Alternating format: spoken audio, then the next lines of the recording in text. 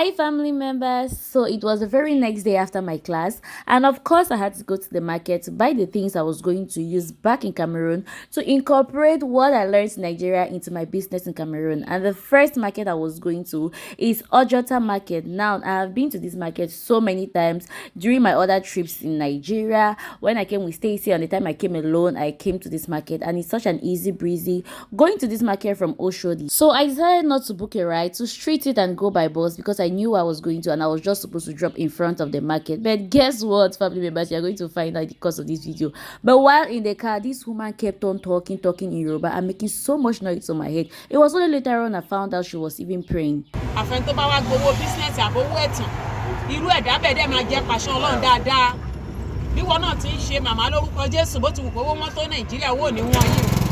lórúkọ Jésù ẹ ò ní wá ó ti wù kán kó wọ́n tó a máa rówó ra owó ò ní wọ́n yín owó tẹ́ máa fi rà mo ní kò ní wọ́n yín ojú ò ní pọ́n yín ẹ ní ṣẹrú owó ó máa dára fún yín ẹ máa rí bá ti ṣe o ẹ dẹ̀ máa rọ́nà gbégbá o ògo ni fún Jésù lókè ọ̀run Jésù Kristi Olúwa wá. So our bus got back just few minutes after we left, and you see these people trying to fight the conductor. People came down from the bus and they were like, the conductor should give their money. They want to take another bus to go to where they're going to. They're in a hurry. And the conductor said, lie, 1 naira like this, he's not giving anybody. It's either you wait for them to fix the bus or you use your own money and continue your transportation. And people were so furious, fam. At this point, me, I did not even have a choice. I just had to sit in the car and wait. From nowhere, I just started seeing blows flying, punches flying left, right, center. I'm like, what's happening here?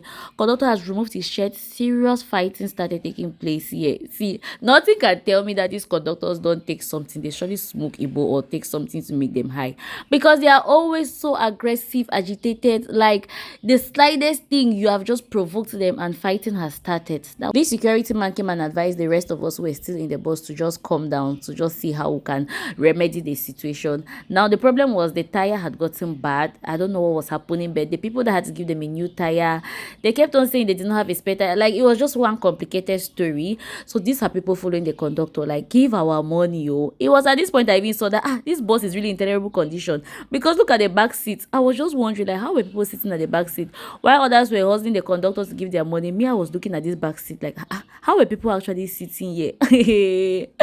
Africa, is God like this that is carrying us about? Anyway, people were hustling the conductors to give their money. They are in a hurry. Some people wanted to go to school. Some people were going to the market. This woman had her 2 kids that she was taking them to school. So she was like, conductor, give our money. We're running late. Conductor said, lie. Anybody that wants to collect money should come and fight him first before you can collect your money. The drama that happened on this road, family members. It was so funny to me while I was watching everything that was happening. And even the bus driver himself, he too was very, very aggressive. I mean, he was also fighting. He was part of the fight. Oh, here is the bus driver carrying the tire, something to come and fix the car. So finally, after they had fought, even with the vulcanizers there, they finally got a tire and he had to fit it. Now, even in the process of fitting it, while he was fitting it, we saw that he had just 4 screws. So somebody asked him, like, where is the fit screw? He now said there's no fit screw. The 4 screws will be able to hold the tire and drive the bus along. I'm just like, what? This Africa is how he was so aggressive at saying it. I'm like, this Africa is really God that is just carrying us about. But anyway, so we got into the car after they done repairing the car, and I put my Google map to see how far I had gone and what journey I had left to get to Ojota, and my Google map was telling me I have 17 minutes to get to Ojota. I refreshed and it was still showing me 17 minutes. Immediately I knew that something was wrong. My Google map was not telling me the right thing. So I sat in the bus for over an additional 20 minutes and we still had not gotten to Ojota. I was looking and we still had not gotten to Ojota. I now told the conductor, I'm going to Ojota. He now said, no, I should drop. We have passed Ojota. I should take another bus and go back to Ojota. That's how I found myself in another bus. Ojo, Vega! Ojo! Yaro, Ojo, you get Ojota! No, back to Ojota. Ojo! No, Ojota. Ojo, Yaro, Ojo! While I was in this second bus, I heard the driver grumbling something to the conductor in Yoruba, and he spoke and said, mentioned Ojota there, and he shook his head like, no, no. So I just figured out, like, maybe this man is not going to Ojota, and he's telling his conductor that's your current Ojota. Lo and behold, we got to some point, and the conductor said those for Ojota should step down. They are not going to Ojota. That's how myself and one other girl stepped down from the bus, and he just told us, follow this road, just go down and you will see Ojota. I saw this golden image here of somebody. I don't even know which Nigerian authority this is. Please, if you know, leave it down in the comment section. So we started moving, going down. I did not even know where this girl was going to originally. I thought maybe this was her initial place she was supposed to drop. So while I was going, I could not still figure out where I was going to. I now reached out to the girl and I'm like, please, where are you going to? And then she said she's going to Ojota. I'm like, oh, thank God, I have somebody who are going together the same place, right? Then she's like, oh, it's not very far, let's just go down. Once we just finish this bend, we're going to take our right, go under the bridge, then take our right again. So she sounded really confident, like she knew where we were going. So I was like, oh, okay, thank God, finally. So we moved and got under the bridge, and when she was saying we should take our right, I now looked at the signboard directions. I saw Ibadan. I'm like, no, no, no, no, this cannot be the road. We cannot be going to Ibadan, we're going to Ojota, so we should probably turn back and go. And she was like, no, she was insisted that no, this is the right way, we are going to this place. And mind you, my Google map had already messed me up previously, so I could not even rely on my Google map. I had to tell her, please use your Google map, let's find our way. You want to search it on the map? Ah, so we're supposed to take the other road. I actually put on my map, but I don't know what's happening. My map is not showing. My map is not showing. It was at this point I realized that this girl who sounded so confident, like she knew how we should get to Ojota, she had no idea. She was also just guessing. So I told her to use her Google map to put Ojota on the map and let's see how to get there, and family members, only for her to use her Google map, and she still put the wrong direction. Maryland. Maryland? Are you going to Maryland? No, Ojota. And why is it showing Maryland? I'm seeing like this, the map is showing. Go forward. So her Google map was showing us these roundabout roads that were intersecting into so many different roads, so we're really confused. But she kept on insisting that let's go to our right, and I'm like, no, it cannot be our right. Our right is showing Ibadan. We'll have to go back on our left. I don't think it's supposed to be this way. It should be the other way. Okay. Yeah, that's better. So finally, after all the confusion, she was insisting we'll go on our right, but I was like, the signboard is showing Ibadan on our right, so that cannot be the right way. So I insisted let's go on our left, and she was like, okay, to solve the problem, let's just go and ask one of the police people that were under this bridge. They were standing on the middle part of the bridge, so we're like, okay, that's better off, at least they should know the area, right? So we crossed the road, went to the middle part of the road and asked the policeman there, please, we're going to Ojota, how do we get there from here? And he directed us. And family members, I hate to say so, but I was right after all, because the direction he gave us was where I was just feeling like that was the road we're supposed to take, right? So it meant if we would have gone with her own road, truly what the direction of the road saying, the signpost written there was actually showing Ibadan, so we would have been going to a different direction that does not even concern Ojota. But anyway, we took the directions, and that's how we started moving. Family members, the way I moved on this day in Lagos, I'm not even sure even Lagosians have moved like this in their city. I was following, looking at all the directives that the roads was giving, because I knew that I could not rely on my Google map first of all, because my Google map had really messed me up. I don't know if it was outdated or I had not updated the app, but it wasn't just functioning the way it had to function. And her Google map as well was also giving us like different directives. I finally saw Ojota. The way I was looking forward to seeing this name, it felt like a fresh breeze in the middle of a desert. I was so happy seeing this signboard saying Ojota, like finally. It was at this point I even asked this girl, like, okay, now we have even seen signboard Ojota, where are you even going to? Then she said she's going to Abi, is it Lekki or is Aja or wherever she said she was going to. But she was not going to the island. I was like, how did you even find yourself in this way? And she was like, story for another day. It's a long story. I just laughed. I was like, story for another day as well, how I found myself this way. And we both laughed away our struggles. I was like, okay, it's nice getting missing with you. I'm going this way. I have to cross the road to my left hand side because I'm going to the market. And she was like, oh yeah, I'm very sure the market market is on the left hand side. I have to go on the right hand side to take a bus to the island. And I'm like, no, I'm not going the left hand side because you said so. I'm following the road because I know my way from there. The last time you said you were sure about the road, we got missing. Anyway, I finally got to my Ojota market. I'm very familiar with this market, so I came to this place. I knew exactly where I was coming to. I wanted to come and get my cake slice boxes and spoons and all of those things. This spot is owned by an Igbo couple and family members. The way we spoke fluent Niger pidgin, I was so proud of myself. Like, I spoke Niger pidgin fluently for a long time until these people actually thought that I was a typical Niger girl born and bred in Niger. They even confused me to think that I was Igbo, and they changed it for me. They started speaking Igbo. It was at that point I was like, press boy, I don't even understand anything in Igbo.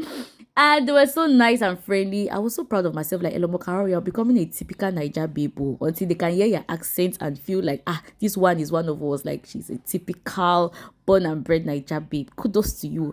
The things we go through for business. See, if you're watching me and you're my customer, you're in Cameroon, you're my intending customer, my potential customer, please just come and patronize your girl, because the shege I saw on this particular day just to source out the best products for you all.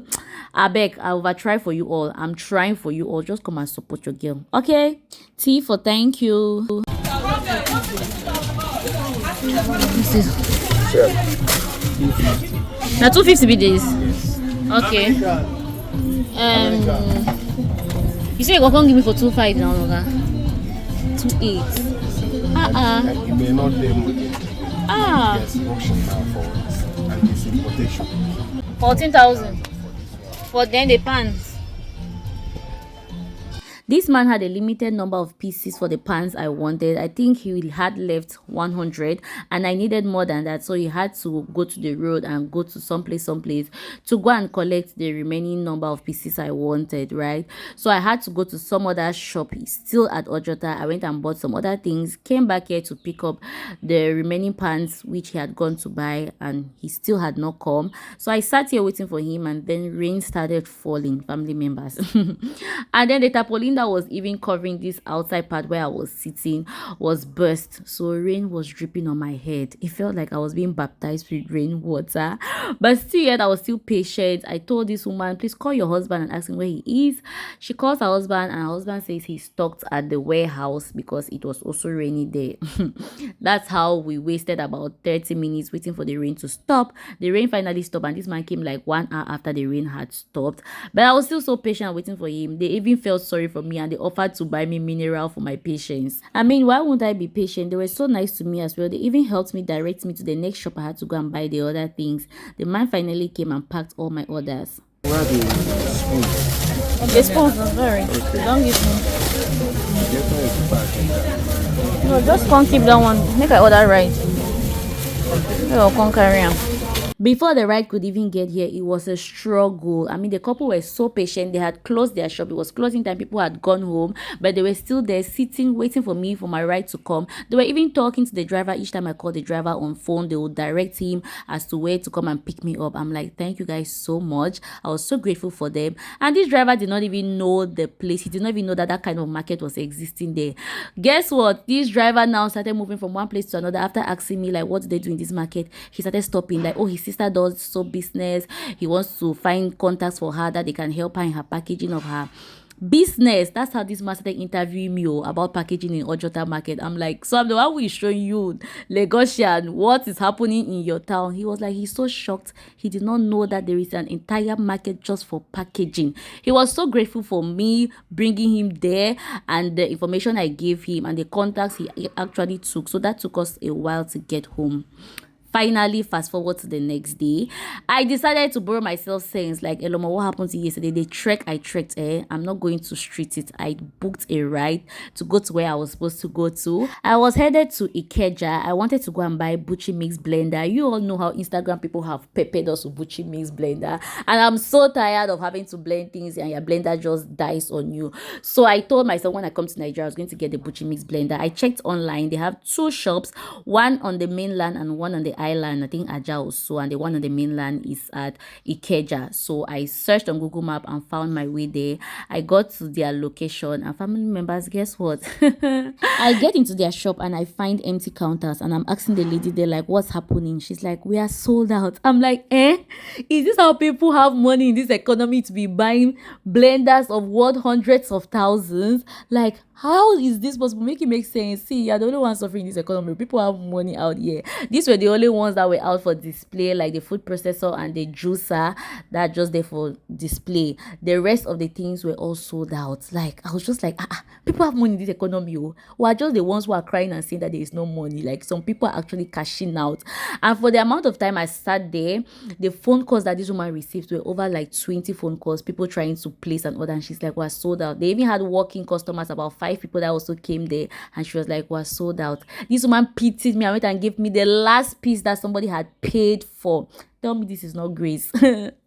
So after I collected the piece, I went back to Oshodi. I kept it, and then I was on my way to Trade Fair Market. From Oshodi, I got a bus that took me to Oshodi Bridge, and from there I got another bus that was going to take me to Mile 2, and then from Mile 2 I was going to get into another bus that was going to take me to Trade Fair. That was the movement. Now, mind you, Stacy was already at the market. Oh, did I mention that I traveled to Nigeria with Stacy? I don't know if I did, but if I did not, yes, Stacy and I traveled to Nigeria this trip. She came for her own business and I came for my own business. So during the week while I was going for my cake classes, she was going about her other businesses, right? So probably just had this day to do our market runs. So she was already at Trade Fair Market. I was still on my way because she woke up earlier than me, headed out, and I had my other things to do before coming to Trade Fair, right? So Trade Fair is one of these markets that they are so time conscious. See, I was just praying to God, like, oh my God, I should get there on time. There was a little bit of hold up on the road, but I was still just keeping fingers crossed, like I should get there on time, because this market closes really early. I mean, the part where I'm going to of the market closes really, really early. By 5 o'clock, people are already started packing their things. I was just keeping fingers crossed. So I kept on talking to Stacy, like, how far? How is they packing? How far? So she was updating me. Like, I'm yet to see a market which is as time conscious as Trade Fair Market. And plus, family members, this market is so big. It is really, really big, and it sells a wide variety of different items you might want, right? So I finally got to Trade Fair, and I came to my customer. Like, this is the woman I bought the things from her the last time I came to Nigeria. So I just came to the same place because she's really friendly and her prices were the best I could find. So I just came to her to buy the things. Now, these are my sister's things for her business. My sister is into parfait, granola, and all of that. So I came here to buy oats. And then this woman was so kind enough to leave her shop and take me to another different angle of this market just to buy carton raisins. Like, this woman, Igbo people are so nice. She's an Igbo woman, and she kept on confusing me to be an Igbo girl. Like, she was speaking to me in Igbo. I'm like, do I look like an Igbo girl? Family members, let me know in the comment section if my face looks like an Igbo girl, because these my customers keep on taking me for an Igbo girl. But anyway, so I bought the things, and then it was already 5 o'clock. Can you guys see what I was telling you? Market is already closed. Like, see, the woman has closed her shop and she has gone. Like, this area, they close so early, really early. All the shops are already locked at 5 o'clock. I was just like, what is happening here? And the one thing about this market is that their plazas are named the different states of Nigeria. So here you have Bayelsa. Another building is going to carry the name of another state. Like, all the different states in Nigeria, you can find their names written on each plaza. Down there you have Jigawa. I think this really helps for location. If you're lost, you can just mention the state which represents the building where you're going to, and people will give you directions on how to get there. I was waiting for Stacy here so that we could go to Oshodi together. We could book the same ride to go to Oshodi. Stacy finally came when it was dark. Stacy and this her perfume woman here, if places are not dark in this market, she will not know that she has to leave. So she came with some of her boys because there was no aboki, no truck driver to carry our things. So the guys helped us carry our things to go and meet where Stacy's things were kept. The video can be so. I video na you. When I blow tomorrow, small time they'll ask and say, I only did business.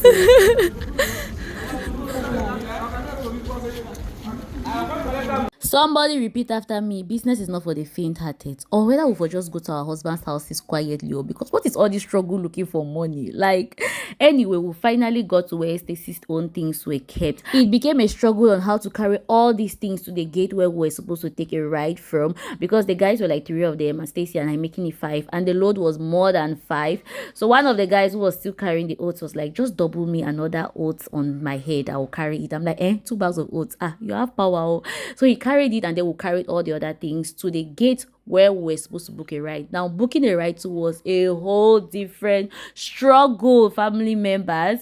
This man, before he could come here, at the end of the day, we paid 18K for ride from Trade Fair to Oshodi. The way we stressed on this day, we stayed the entire day without eating. We got to Oshodi about 10 p.m. We just ate and crashed. Stay tuned for the next part. Bye.